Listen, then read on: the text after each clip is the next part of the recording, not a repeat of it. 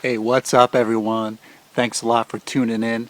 I'm Matthew Barlow. This is Barlow BBQ. Alright, today I'm going to be smoking a 2.5 pound chuck roast. One of my favorite things to barbecue is chuck roast. Some people even say it's better than brisket. I don't know.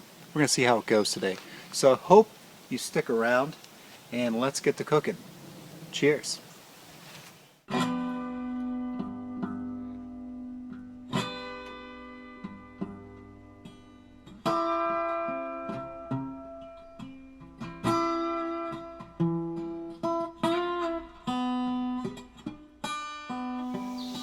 Alright, I've got my 2.5 pound chuck roast right here. I'll lift this up for you. Got some really nice marbling going on with that. It's pretty thick, so my guess is it's going to take 5-6 hours to smoke this. I'm going to start by putting on some black pepper.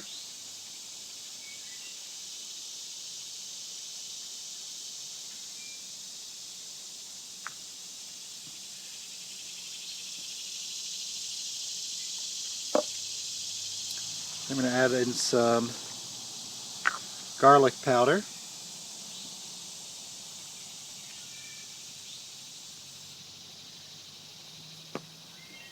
And finally a touch of cayenne. Like a little heat. Whoop! Comes out pretty quick.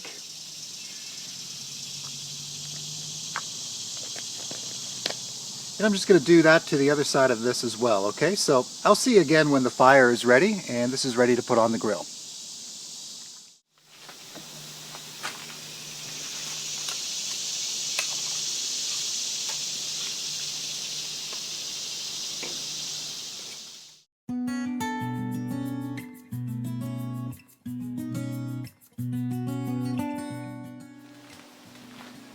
Alright y'all, it's been 2.5 hours and the chuck roast has been hanging out about 157, 155 for the last half hour, 40 minutes. So I think it's time to wrap this. Alright, that's looking really nice. So I'm going to carefully extract this. The charcoal's looking good. I may just add a little bit more over here, but let's get this off and get this wrapped.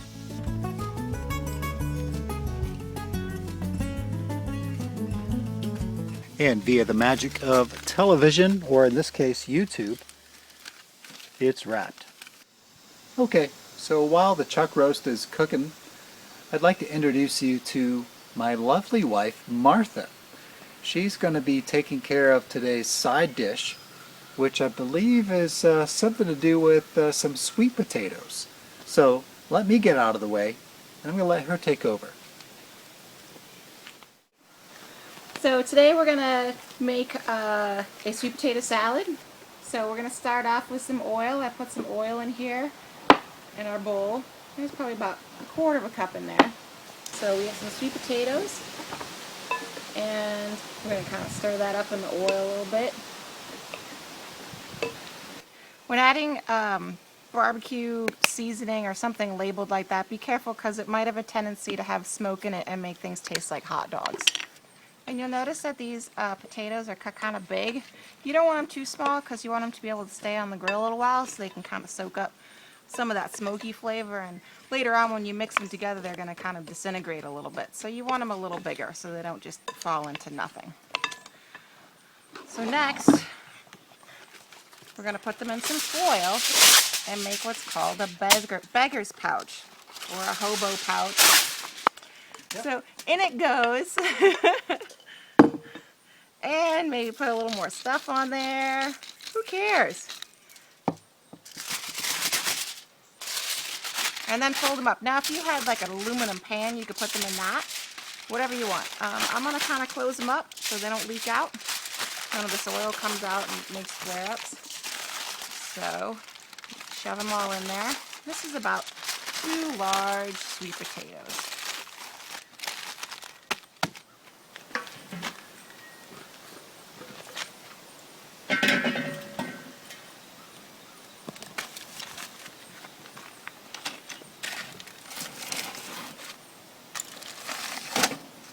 You know know, if I make it just the right way, my husband will never know which one is which.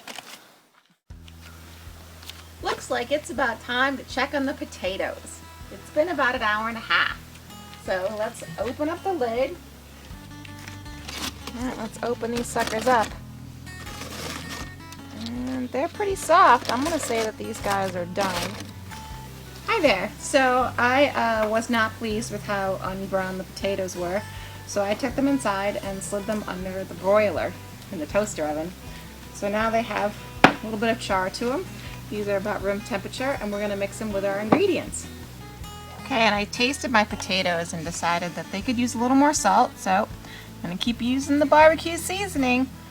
What we have here is some jalapeno, some garlic, a little bit of mint, and dill, and basil, just whatever fresh herbs I had in the garden, some ginger, some scallions, a little cilantro, and we're going to use coconut milk instead of mayonnaise. Alright, so first thing we're going to do is put in all of our stuff in here.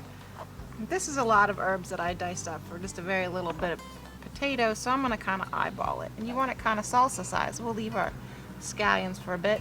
So the first thing you're going to do is just let them release a little bit of their inner meat. That's going to kind of help you make your sauce. Right? And then we're going to add some of this barbecue seasoning. And I put my coconut milk in the fridge for a little while so it's a little thicker than normal. And you're just going to kind of think of this as mayonnaise, but not mayonnaise. Stir it up. Let's give it a go. That's great. It's got a nice kick from the jalapenos, and the coconut milk's in there, a little sweet. And when I add a little more of this barbecue seasoning, call it quits. Alright, it's 6 o'clock and the chuck roast is at 205 degrees, so it's time to pull this off.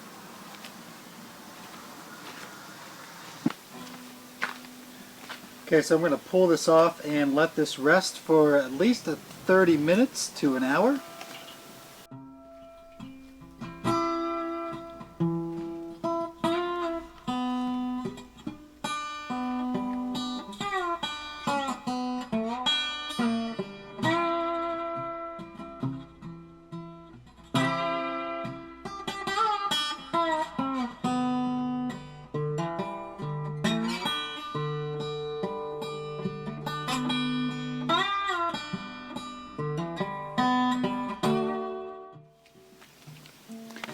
Let's slice into this.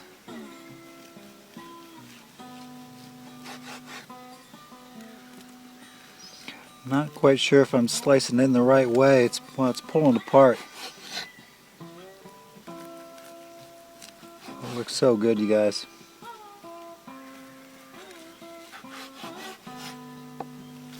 Alright, let's try a piece of this chuck roast.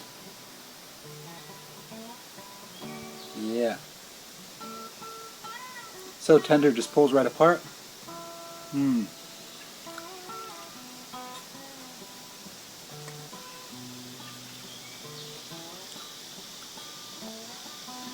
Really tender, still really juicy. I didn't dry this one out, folks.